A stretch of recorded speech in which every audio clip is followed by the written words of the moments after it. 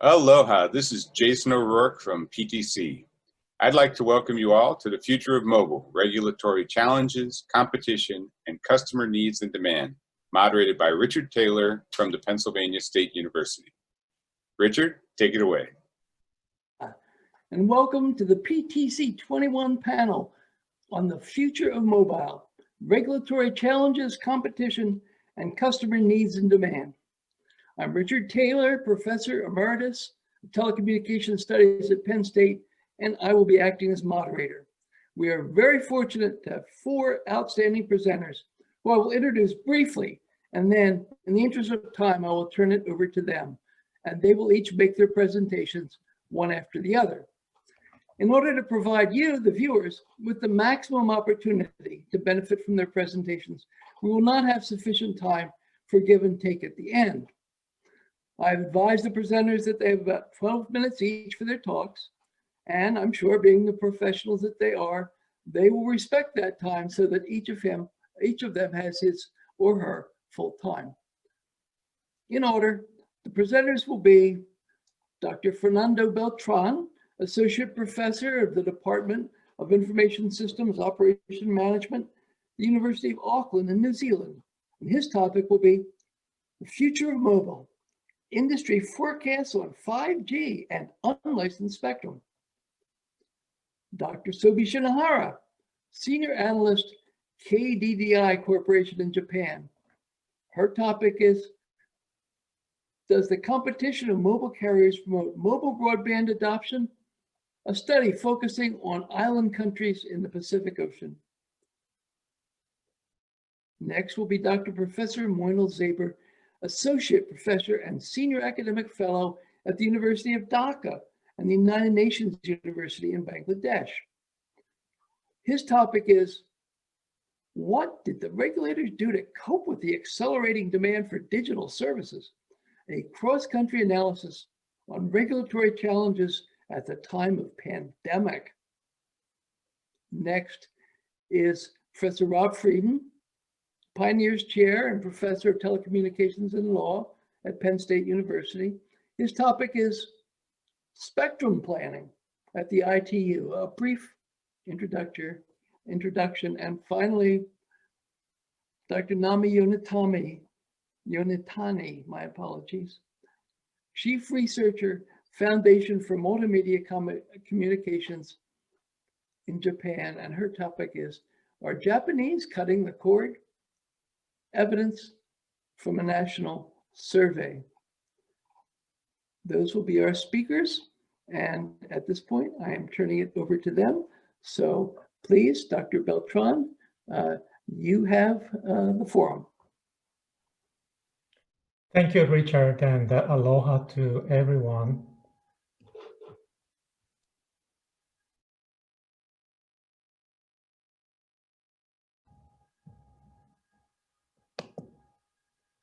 All right, so good day to all, wherever you are.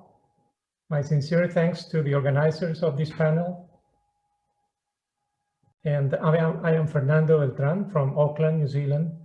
I'd like to contribute a summary of forecasts on main indicators of the mobile market, borrowing from industry associations, reports, and a personal look at the near future of 5G spectrum utilization. Let me walk you through the main points. First, a look at the current state of the mobile ecosystem using some industry forecasts and analysis. Next, I'd like to review the service model and briefly elaborate on its innovative aspects. Also, given the recent publication of 3GPP Release 16, I will refer to the highlights of the release by a recent IEEE Spectrum article. Then a few words on competition and consumers' expectation to arrive to the most pressing issue for the future of mobile, which is the access to the radio spectrum. And I will finish with a reflection about the role of mobile in digital transformation. So GSMA is the Global System for Mobile Communication Association. It estimates about $1.1 trillion of economic value were generated in 2019 throughout the global ecosystem, with more than half of it by mobile operators. GSA, the Suppliers Association, reports that as of last November, close to 300 models of 5G devices have been introduced to the market. 1 year ago, there were less than 50. Please notice that I am using the wrong reference at the bottom. I should say 2020 and not 2002. So this slide shows the GSMA projections of the distribution of mobile connections in the next 5 years, excluding licensed cellular IoT. Interestingly, 5G connections will make up about 1/5 of all connections, whereas 4G will remain strong at over half of the connections worldwide. 5G connections are forecast to reach 1.8 billion in 2025. The strongest growth, as probably expected, will be in the number of IoT connections. 5G is forecast to reach 20% in average of the total number of connections, licensed cellular IoT excluded, but such coverage will continue to be uneven across the world. Whereas in regions like developed Asia and North America, 5G connections will be about 50%. For regions like former Soviet republics, Latin America, Middle Eastern nations, and Sub-Saharan Africa, with a total population of about 3 billion people, 5G will not even reach the average. This follows more or less the expected distribution of 5G capital expenditures as seen on the lower chart. GSMA also forecasts 80% of operators' network investments in the next 5 years will be in 5G. Now, we know 5G is not a mere continuation of 4G. The ITU model of 5G services you see on the screen reveals the richness of the expected 5G ecosystem. From the top down, we see the service model spreads over a much wider range of options that require massive connectivity or very low latency. Of course, such technical requirements are better understood when we talk about the specific applications that are being and will be enabled by 5G. What this means in terms of service provision is that opportunities have opened for non-traditional telcos to enter or create new markets and for a range of services that one single provider can hardly supply. So to illustrate that, let me quote Michael Koziol, writing for IEEE Spectrum last July after Release 16. In his own words, quote, "Release 16 lays the groundwork for new services that have never been addressed by cellular before," unquote. Like in vehicle to anything services that must provide high data throughput, reliability, and low latency, going beyond previous standards with, quote, "messages with hundreds of bytes expected to reach 90% of receivers in a 300-meter radius within few hundred milliseconds," to the new 3GPP standards into the realm of gigabit per second, 99.9999% reliability, and just a few milliseconds, unquote. Also, site linking is a technique that allows vehicles to communicate directly with one another rather than going through the cell tower. And private networks, that is proving the most active area nowadays. There is also the announcement of Release 17, which will extend site linking beyond cards. There's also work on X-reality, that is augmented and virtual reality, and work on NR Lite that addresses new cases with IoT type of requirements that cannot be met with enhanced machine type communication or narrowband IoT. Now, touching briefly on competition and consumer demand, and once again, with the help of GSMA forecasts, the slide shows how revenue growth will be tied for the traditional telcos, with the largest tech companies occupying a larger share. More competition is expected from a myriad of new players entering the diverse 5G portfolio. And GSM consumer surveys from 2019 offer an interesting question. And the question is, consumers are wising up to the benefits of 5G, but will they pay for it? The left-hand side graphic partitions consumers in different countries, from those who still do not see 5G on the radar to up to the enthusiasts. You can also see consumer marginal willingness to pay for 5G across regions of the world on the right part of the slide, with two caveats. Surveys are pre-pandemic and were done with early adopters. All right, moving on to the point I want to elaborate more on. In the era of 5G, more than previous generations, spectrum is expected to be used with higher flexibility and hybrid models of access, starting with licensed spectrum, which is preferred by traditional telcos, shared spectrum, which is being adopted in innovative ways, for instance, 3.5 gigahertz in the US, also known as CBRS, and unlicensed, which is being targeted by incumbents and new entrants alike in the 5 and 6 gigahertz bands.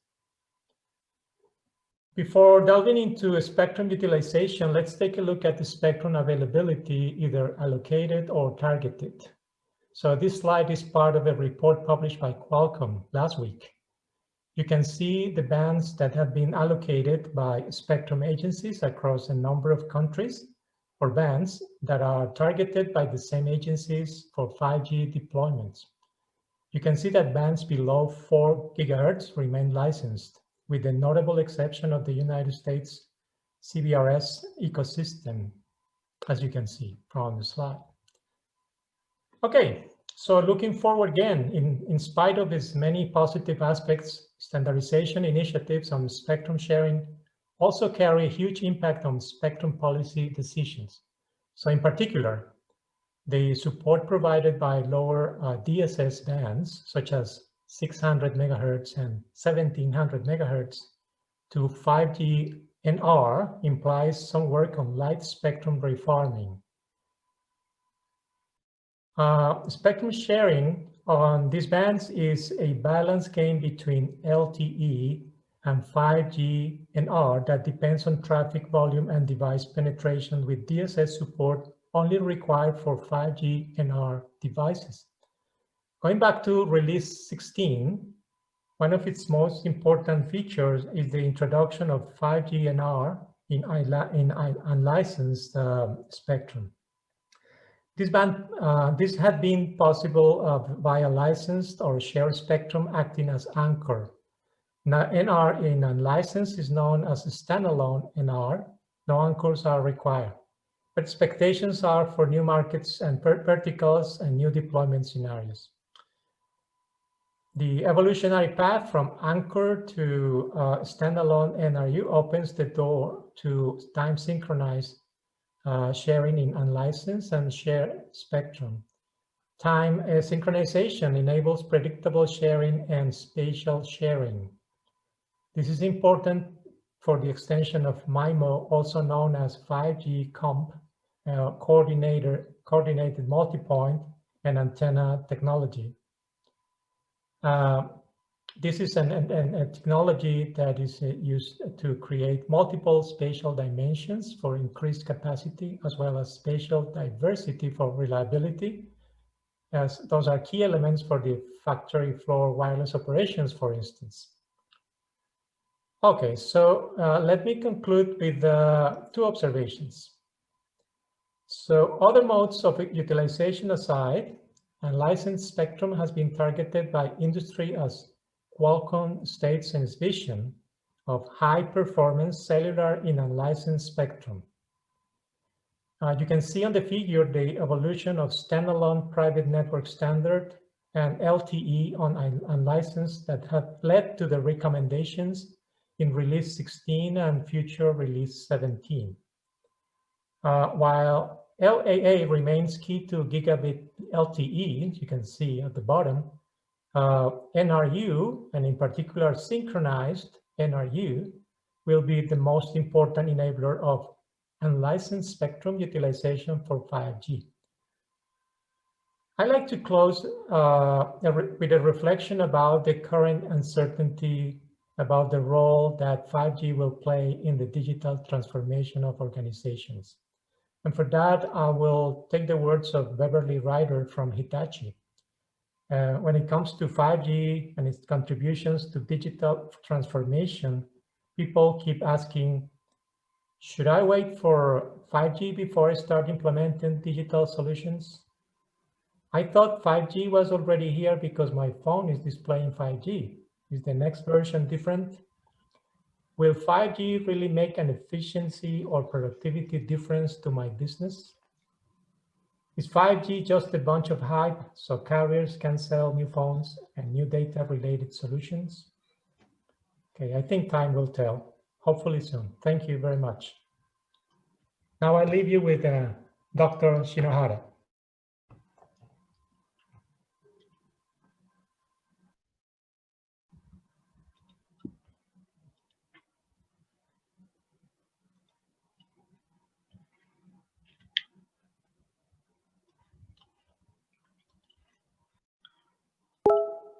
Thank you, Fernando, Chair. I'm Sobee Shinohara of KDDI Research from Japan. The title is, Does the competition of mobile carriers promote mobile broadband adoption? A study focusing on island countries in Pacific Ocean. Objective. It's simple. Competition among mobile carriers promote mobile broadband adoption or not? How should policy handle it? Mobile broadband adoption ratio.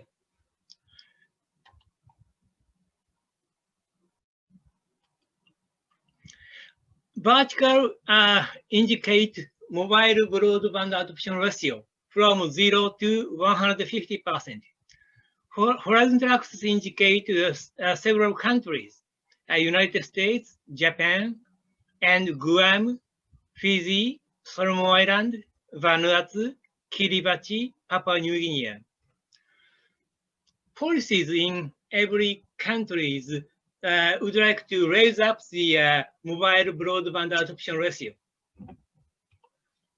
Question. How adoption ratio is promoted? It's easy. Finding the factors and setting forth those factors as national policy. Due to the time constraint, I would like to present the answer. HHI calculates the summation of square of market shares. I believe that HHI has the causality for adoption ratio. This is the Guam case. Vertical axis indicates HHI from 0 to 10,000. 10,000 is maximum. Horizontal axis indicates the years from 00 to 18. The HHI goes down, adoption ratio goes up. HHI goes down and adoption ratio goes up. HHI is the reverse proxy of the competition among mobile carriers. Motivation and previous studies. Motivation 1, SDGs. There are 70 goals by 2030. No poverty, quality education, and partnerships, goal 17. information and communications technologies. Motivation 2, no money in policy. Piggy bank is vacant. Motivation 3, 3 or 4 issues. In developed countries facing 5G launches, a policy promote rapid 5G deployment in nationwide. And 3 or 4 issues. New entrant for MNO, for example, in Japan, 434. And in developing countries, policy promotes rapid 3G or 4G deployment in nationwide. Previous study. As for OECD 34 member countries, by panel data analysis, competition among mobile carriers is revealed as the promotion factors for mobile broadband. But there is no enough data as for developing countries. Previous studies too. Mobile phone adoption in all generations has the Granger causality for GDP per capita in more than 200 countries by Granger causality test. 3, hypothesis and estimation model. It's easy. Null hypothesis, H1. HHA has no Granger causality for adoption ratio. H2, it's a reference. Reverse side. Adoption ratio has no Granger causality for HHI. The model for estimation is also easy. The left side is adoption ratio. I means the countries, T means the time from 2000 to 2018 quarterly. Right side is HHI. It's a reverse proxy of competition. 4, results of estimations. Firstly, I'd like to mention about Guam. HHI goes down, adoption ratio goes up. HHI goes down, adoption ratio goes up. I would like to mention one thing, the minimum of HHI. In Guam, minimum of HHI is 3,342. And in my estimation, HHI has the Granger causality for adoption ratio. Solomon Island. HHI, the 10,000 of HHI means a monopoly. After entering new competitor for MNO market, the adoption ratio goes up. And the minimum of HHI is 5,000 in Solomon Island. And from my estimation, HHI has Granger causality for adoption ratio. Fiji. After entering the new entrant comes into the market, it looks like adoption ratio goes up. And I'd like to mention the minimum of HHI is 5,032. But in my estimation, there is no Granger causality from HHI to adoption ratio. Vanuatu. The minimum of HHI is 5,460. From my estimation, there is no Granger causality from HHI to adoption ratio.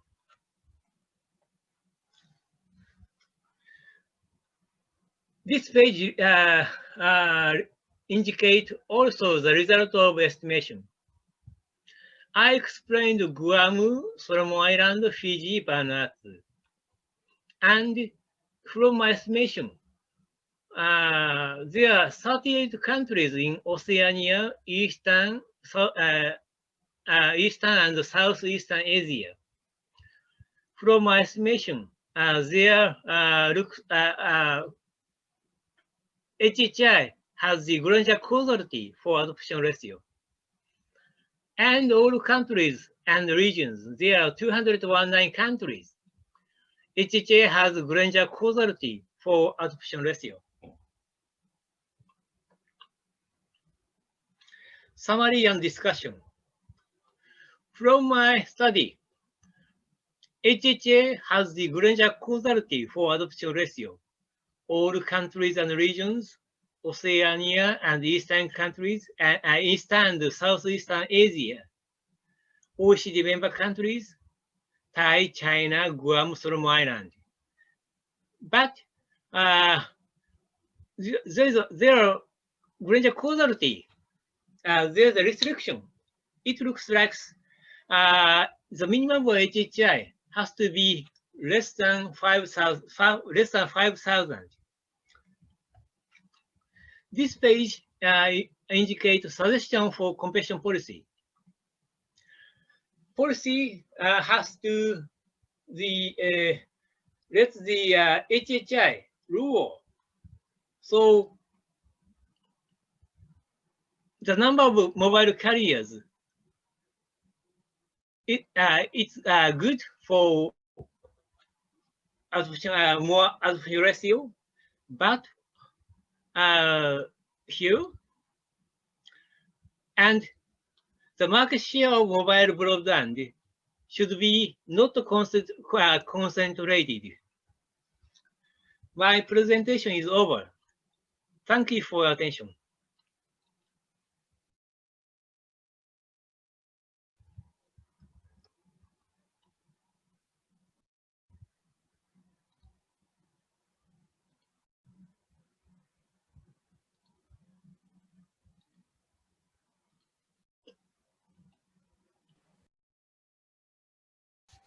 Hello.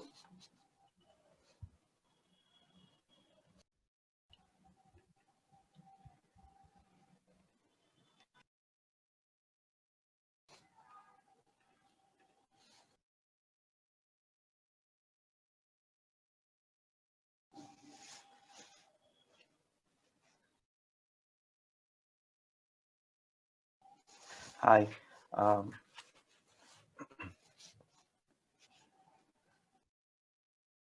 So it's my turn, I guess. Right. Good morning, everybody. My name is Moinul Zaber. I work in actually two different institutions as a professor in Dhaka University in Bangladesh, and I'm senior academic fellow of United Nations University, EGOV operating unit, which is situated in Portugal. At this moment, I'm in Bangladesh, and thank you all for accommodating the time for to make this happen. The title of the presentations that I'm going to give is what did the regulators do to cope up with the accelerating demand of digital services during this COVID-19 period. So what we tried to do is, just wanted to actually see kind of like in a cross-country version, what were the innovations that the regulators actually have in mind, and what was the market response as well. So we looked at around 50 countries around the world, and we mostly saw 5 different type of interventions that the regulators actually came up with. There were public awareness campaigns. There were interventions of network, infrastructure, price, etc. And then, apart from those, there were some interesting minor notable interventions as well, which actually, were intended to facilitate digital lifestyle. And these 50 countries that we are talking about, they're not confined in, in the northern in the Americas, or these are not the European countries. This is the kind of countries around the world, in Africa, Asia, and other places as well. Now, the motivation, we all had the motivation, the same motivations. That we actually saw that it was a huge hike in the usage from the usage perspective. If you look at this this chart, which is from Bangladesh, it was 94 million people subscribing to mobile devices, or any type of mobile devices and SIM cards before the lockdown came in April. And from April onwards, it's just swept up like this. And it's a huge spike for a country like Bangladesh, because if I could show you the history of subscription, that was here around 90, 94, and 84, last 8 or 10 years. So we can see, like, the demand actually increased in a very emerging economy. And we know that, like, the Pew Research had actually showed 53% Americans were saying that, internet has been the essential tool during the COVID-19 outbreak. We all know that as well. Like, for me personally, after the healthcare issues, internet and network has been the most precise issue. So when we looked at it in a more scholastic perspective, we actually saw that there are two distinctive interventions, two types of interventions. First is this direct interventions, and then this indirect interventions of the regulatory bodies. Now, in the direct forms, we actually had infrastructure, price, and service, while in the indirect form, we had like campaigns and engagements, ensuring security and privacy, etc. In some respect, for a lot of regulators, they don't actually have the mandate to actually work on campaigns and engagement. They can't even actually work on, like, ensuring security and privacy because the statute doesn't let them to do that. So instead of, in spite of those cases as well, there were a number of interventions that the regulators actually taken, which were very interesting. They crossed the path. And then we actually looked at what did the market players do as well. And if we look at this simple chart, we see that most of the cases, the regulators actually fixated into this, traffic management. They try to actually, free up spectrum around the world. And there were, there were some cases we have found, like they looked at price. They tried to reduce the price, or help the operators to actually come up with new price model. But if you look at the market players, they were mostly working on, like, on the price, and also giving free, some cases free, some cases subsidized data allowance as well. So we would actually see that in a cross-country analysis, there's this market and regulators, they actually work together to actually cope up with this COVID-19 case. In this research, we didn't try to come into a conclusion yet, because it's not the time for that. But we just wanted to actually, start the talk so that we actually can have a see of what's going on there. Now, this is the map of, like, the countries that we actually looked at. And if we look, like, these colors actually tell us, like, what are the types of interventions the countries actually took. Like, for instance, India, it's in blue. Mostly the intervention was on, data allowance. In the US, we actually saw, like, network management and, more flexibility in IMT use, etc. And similar type of work has been done in European countries as well. We have seen some countries, like in Africa as well. The gray areas are the countries that we don't know yet. We're trying to explore. In most cases, regulators do not share a lot of data on their website, so it's kind of like tiring process to actually get to know, what's going on. So, our today's talk is actually based on these countries that actually we could observe. Among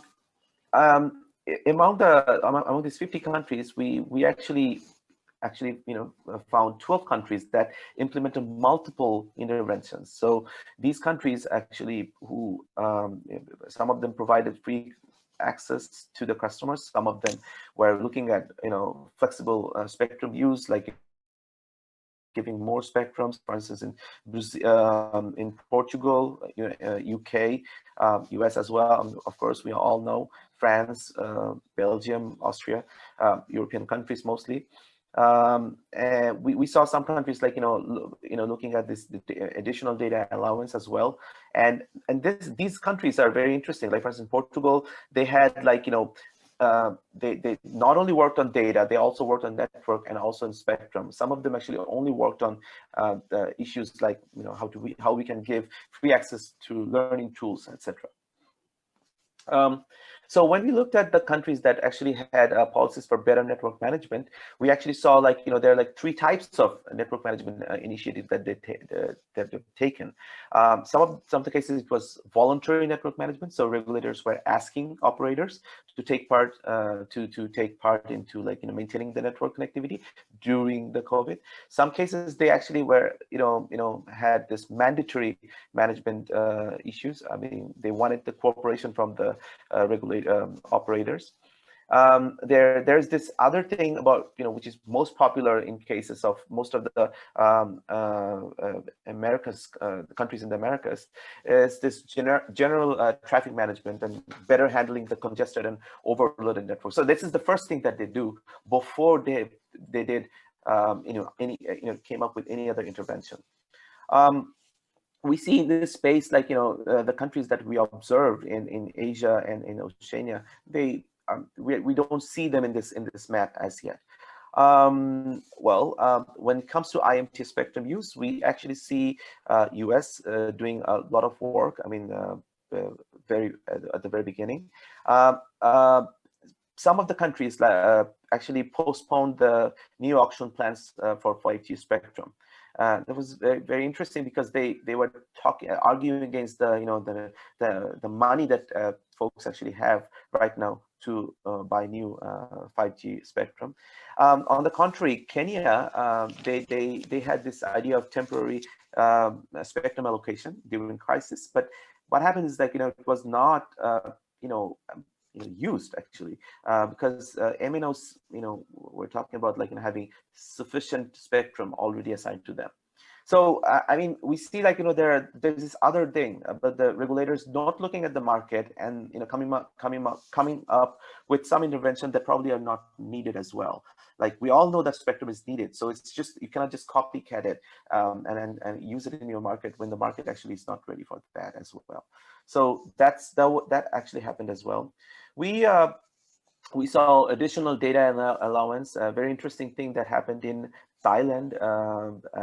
They launched new packages for that. In Brazil, they increased the data. They supported this voluntary increase in data consumption. India had this Act FiberNet, which actually had a very good, I would say, like impact on this. Countries who tried to give free services to customers, that was very interesting as well. Like for instance, Egypt, they had this new idea of like helping working professionals in isolation. In Malaysia, they gave 1 gigabyte of wireless data per day per free. These were the interesting interventions there, and also like there's this zero-rated websites coming up. We saw 6 countries, including Bahrain and South Africa, where zero-rated, websites were dedicated to educational websites, actually. So they, looked at only educational websites because of the schools, etc. And then, of course, apart from that, there was this huge campaign on public awareness. As we say, like, regulators, most of the regulators do not have the jurisdiction to do this type of thing, but they did anyways in many cases, like in Mauritius, in North Macedonia, in Saudi Arabia. They had this idea of like Watin and Asfani to help people who need others to need to know about specific blood type of nearby blood donation centers, etc. So they facilitated this kind of things as well. These increase the download quota at home, and then the regulators also had interventions from the data perspective as well. apart from that, there are like other notable interventions, like for instance, increasing the broadband speed in Qatar, Lebanon, in countries like that, generally easing the regulatory requirements, like for instance, like there were like stringent requirements were not applicable in COVID time. Facilitating mobile money transactions, a very interesting thing that regulators actually try to help out with. So, if we come to this conclusion, because we are pressing time, so this is the thing. I mean, like if you look at this graph, like we basically think like that most of the interventions that we see in the market by the regulators and the operators were, on this side, like network management, and the second most important was basically looking at freeing up spectrum for use. So and there were other other cases like for instance awareness, etc. Were there as well. Apart from that, there were like civic engagement, tracing applications, fake news detection. These are also things that the regulators actually did, but that's not as huge as like the way they were working on the network field. So that's about it. That's my 2 points on what the regulators did and the thing. Thank you all very much for waiting and listening to me. So now I'm gonna give the floor to Rob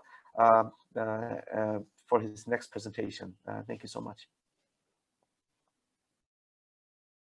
Well, thank you very much for the invitation. I have a weather report for those of us in warm climates. It is currently minus 11.5 Celsius, about 13 degrees Fahrenheit, and we got a dumping of about 40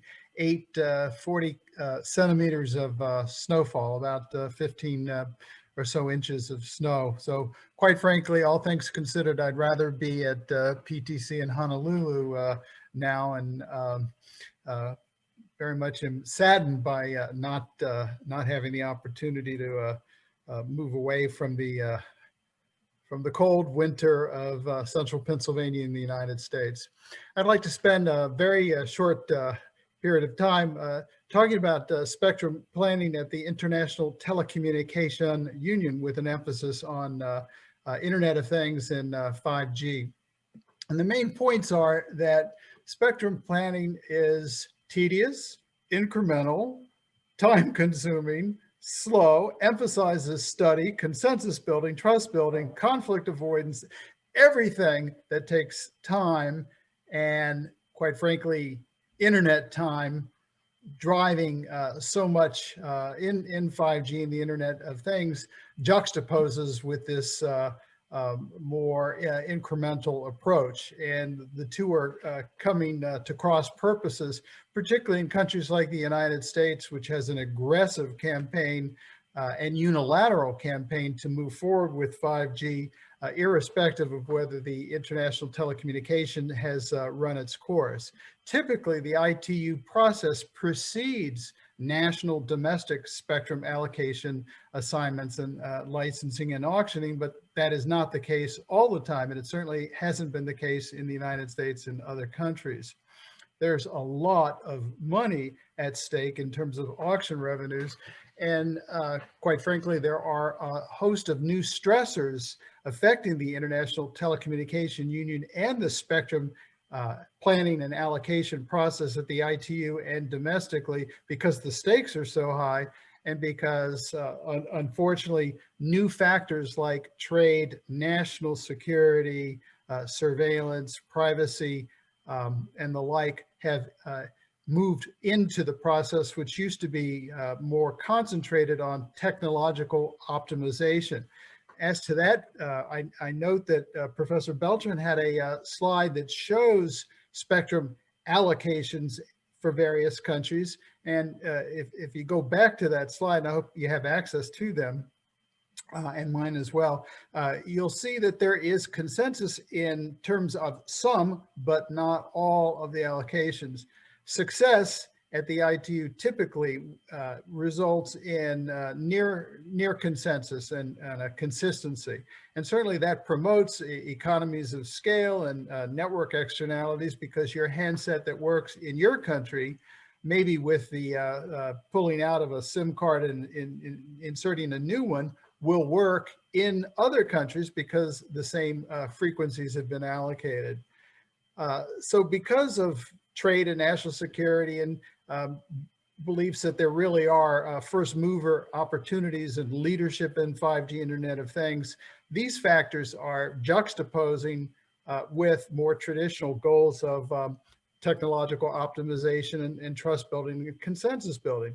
The ITU process is lengthy. We can go down to the last paragraph there, which has a simple recipe involving 5 steps. It basically gives you the sort of shorthand of the incremental process. This process takes time, and time is of the essence for some countries, so much so they want to sort of jump the gun. Now, the ITU is a success story. It's the oldest continuously operating intergovernmental organization dating back to 1875. It's a specialized agency of the United Nations. It has expertise in spectrum allocation, in technical standard setting, and in information communications technologies for development. Some of the ITU commitments by sovereign governments fit within the rubric of a treaty, but as I said, much deals with consensus building and reaching a uniform sense of the rules of the road and which frequencies to use for which services. That process is done typically every 4 years, which by definition doesn't jibe well with cutting edge technologies, bleeding edge technologies. So-called World Radio Conferences are forward-looking in terms of making adjustments to spectrum allocations to accommodate growing demand, to recognize new technologies. And generally speaking, the ITU is a success story. As I said, there's mostly instances of uniformity, but the process takes time. The 5G timetable, if you will, under the rubric of the ITU is called IMT, International Mobile Telecommunications 2020, but it's running the gamut of multiple world radio conferences. And if you look at this timeline from 2014 to 2020 and beyond, that's frustrating, that's unacceptable to some participants. Similarly, there's a concern about so-called mission creep at the ITU. What is the ITU going to do? What is its legitimate wingspan in terms of international security, national security, cybersecurity, trade, and a variety of other issues which are woven into concerns about first mover advantages? And more broadly, what role does the ITU have, if any, in terms of things like internet freedom? This stress was highlighted in a 2012 World Summit on the Information Society, so-called WSIS, where uncharacteristically a vote was taken, mostly at ITU forums. There's consensus building and you reach unanimity and not a vote, but there was a vote to include in the jurisdiction, the wingspan of the ITU internet governance, including possibly cybersecurity. And that was very troubling to a number of countries, including the United States. Here are a number of quotes from both Democratic and Republican Federal Communications Commission regulators in the United States. Lengthy, suffice it to say, they're frustrated. They're frustrated with the pace of WRCs. They're frustrated with countries that seem to be pursuing their own agenda, but the same could be said for the United States. Now let's talk a little bit about WRC 19, the World Radio Conference, the most recent one. There was incremental and significant incremental success in achieving 5G spectrum allocations, and you see that you saw that on the slide from Professor Beltran. The problem with 5G is that it means different things to different people. There really are 3 different frequency band ranges running the gamut from below 1 gigahertz in the 3 to 6 gigahertz range, and then in the double-digit millimeter waveguide 2-digit gigahertz range, so that there's going to be a lot of spectrum allocated for 5G, but the more bands, the more likelihood that there won't be uniformity. But briefly, in addition to 5G, we've got to recognize that these world radio conferences have to be forward-looking. So there were a number of different spectrum allocations outside of the 5G rubric into the Internet of Things: Earth exploration satellites, LEOs, low Earth orbiting satellites, high altitude blimps, platform stations, railway communications, intelligent highways, expansion of broadcast satellite service, and greater emphasis on allocating spectrum for global maritime distress and safety. There were winners and losers, and at the WRC, particularly with that injection of national and global leadership, first mover advantages. And I'd say that at WRC, there was incremental success in 5G consensus building, but it wasn't enough, and it wasn't fast enough to satisfy some players. I think the big winner at WRC 19 were low Earth orbiting satellite ventures. Most satellites, communication satellites, are in geosynchronous geostationary orbit, 22,300 miles above the Earth, but now increasingly you have these large constellations of small sats, CubeSats, that are operating at 400 or so miles above Earth. They certainly lend themselves to a concern about space junk, orbital debris, because there's so many of these CubeSats. Many of them will deteriorate and fall into back into the Earth's atmospheric pull and deteriorate or evaporate. But space debris is an unappreciated concern, particularly as you have to coordinate between LEOs and GEOs and the like. So there were winners, particularly the aforementioned identified ones in the prior slide, but then there were some losers or mixed outcomes. And I think some of the nations like the United States, which had a tendency of going unilaterally on its own, have to share leadership and recognize that it's a risky proposition, not only to the nation itself, the US, for example, but also to the legitimacy of the ITU if more and more of these extraneous issues and more unilateralism takes place. So let me reach conclusions so we can move forward with our last presenter, Dr. Yonetani. My view is that go-it-alone unilateralism at World Radio Conferences have significant upsides and downsides. I mean, I'm an academic, and I'm apt to say on one hand this, on the other hand that. Certainly because the propagational characteristics of 5G doesn't typically cross borders. You can certainly make unilateral spectrum, domestic spectrum allocations, but it's going to harm roaming, and already there's some issues as to whether 5G handsets deplete their batteries more quickly, and whether they have the kind of propagational reach that one would hope.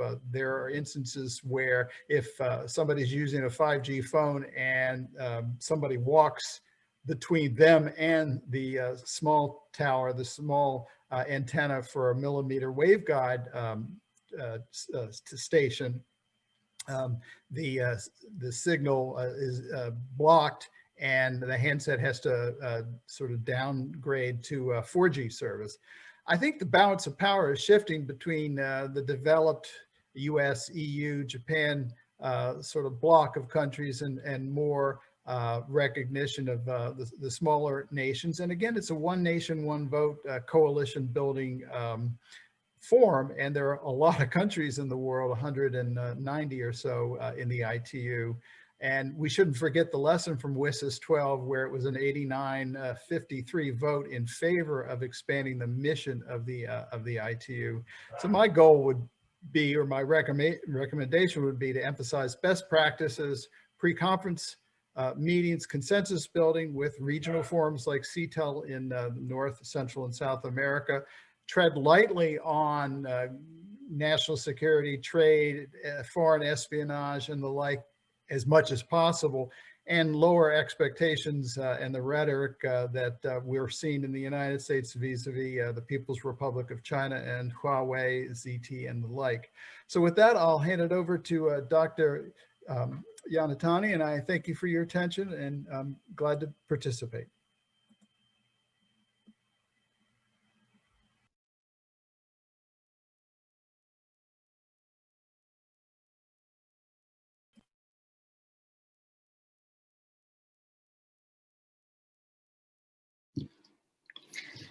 Thank you, Professor Frieden, and aloha everyone. My name is Nami Yonetani from Tokyo, Japan, and I have conducted a study on cord cutting in Japan in 2019.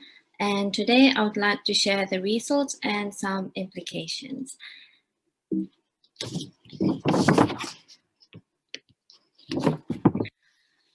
I'm going to begin my presentation with a definition of the phrase cord cutting. Though the definition depends on various debaters, in this study, I adopted the narrowest definition, which is a viewer's behavior to unsubscribe to cable TV in order to subscribe to paid OTT TV, such as Netflix, Hulu, and YouTube TV. Cord cutting has become a popular term in the United States since around 2010, and against the background of the emergence of vMVPD in the late 2000s, the pace of cord cutting is ramping up more than ever these days. Such viewers' fresh behavior is considered as a remarkable news in the United States, which is the leading country in the world in terms of cable TV industry. And according to previous research, there are mainly two reasons why Americans cut the cord. The first reason is the escalating cable TV costs, and the second is the increasing popularity of original content and exclusive content on paid OTT platforms. While in Japan, the penetration rate of cable TV is around 14%, and the monthly cost and the number of channels in are both about half of the United States. And there are no vMVPD, but SVOD is increasing its popularity in the past 5 years or so. And although there are some Japanese SVODs like DTV and Unext, the most popular are the American SVOD giants, that is to say Netflix, Amazon Prime Video, and Hulu. And as you can see in this slide, 2015 is set to be the year of SVOD in Japan. And the number of subscribers of cable TV drastically decreased in 2016. Then this simple question arises: is there a causal relation between the pickup of SVOD in 2015 and the decline of cable TV from 2016 onwards? In other words, is cord cutting actually taking place in Japan? The purpose of this study is to answer two research questions written in pink. The first question is cord cutting actually taking place in Japan? And the second is, what are the features of cable TV service and paid OTT service usage in Japan? To answer the questions, I conducted a nationwide questionnaire survey in June 2019, which I believe is the very first detailed quantitative survey about cord cutting in Japan. The survey was carried out in 2 steps. Preliminary survey was to grasp the overall trend in Japan, and I collected about 38,000 valid response. The main survey was to see specific conditions of video service usage more specifically. And I categorized 2,000 individual viewers between the age of 18 to 79 into 400 each of 5 groups as shown in the right table, and clarify the features of each group. As I only have 10 minutes for my presentation, I will leave out the explanation of individual results, but I researched on each group's share, age, reasons for cutting the cord, annual family income, living area, device used to watch the service, monthly payment, the strongest motivation to select the service, popular content genre, number of paid OTTV used, and popular paid OTTV service. And these are my answers to the research questions based on the survey results. Firstly, as of 2019, cord cutting is hardly taking place in Japan. As shown in the chart, cord cutter is 1.1% only of preliminary survey correspondents. Besides, the top common reason for cord cutting is house moving. It can be concluded that in Japan, cord cutting is a passive viewer's choice followed after moving house, while cord cutters in the United States unsubscribe to cable TV proactively because of its cost and or more attractive content provided by paid OTTV.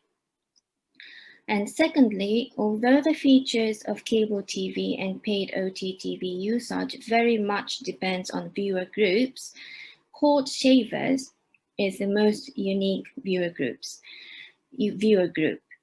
They are mainly composed of the viewers in their 30s, with comparatively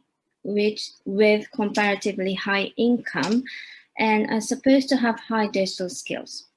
They, on one hand, switch cable TV plan to less expensive one, and on the other hand, not only pay more cost for paid OTTV than other groups do, but also have the highest share to use more than 2 paid OTTV service. And watching content in various genres by various services and devices, they are an advanced viewer group trying to utilize the services more efficiently. And as I mentioned in the previous slide, at the time of the survey, it seemed unlikely to see significant cord cutting occur in Japan from the following 3 reasons. 1, the monthly fee of cable TV is not so expensive as in the United States. 2, the demands for original content and exclusive content on paid OTTV are not so high as in the United States. And 3, there is no vMVPD, which is a good alternative to cable TV. So it seemed that there is no such incentive in Japan to cut the cord. However, there were some changes in the market after the survey. To be more specific, some cable TV operators started to offer pay TV package that includes SVOD subscriptions. And COVID-19 has definitely increased viewers' appetite for SVOD, as you can see in the chart. Thus, I would say there is a good possibility that the number of cord shavers and cord cutters have increased increased into 2020. Therefore, I am planning to conduct another nationwide questionnaire survey next spring to examine if COVID-19 provoked cord cutting or cord shaving, and to elucidate the consumption patterns of paid OTT and its impact on the domestic TV industry. While many countries around the world have been looking to or actually introducing OTT regulation to rebalance the market between the traditional TV platforms and the new digital platforms, no policy discussion has taken place in Japan. And what is more, there's not enough data to consider the pros and cons of OTT regulation. So I hope I can provide quantitative data to contribute to the future policy discussion. And I am also looking forward to sharing the results and findings at PTC'22, hopefully face-to-face. And that brings us to the end. Thank you so much for your time and attention today. Mahalo. Thank you for your fine presentation. I would like to thank all of my colleagues for their very excellent presentations. There was an enormous amount of information that went across the screen, and I would encourage you who are viewing to take the time, if you are able, to go back and look at them again. The circumstances of timing and the unique situation have forced us to condense things more than any of us would like, but we were able to do so. And in that respect, I thank everyone very much for their excellent attention to keeping the time so that we come in roughly on schedule here. With all good things, they say, must come to an end, and I'm afraid that is true also of this panel. Like Professor Yonetani, I express a strong desire to meet you next year in Honolulu at PTC 22. And so thank you very much for joining us, and aloha.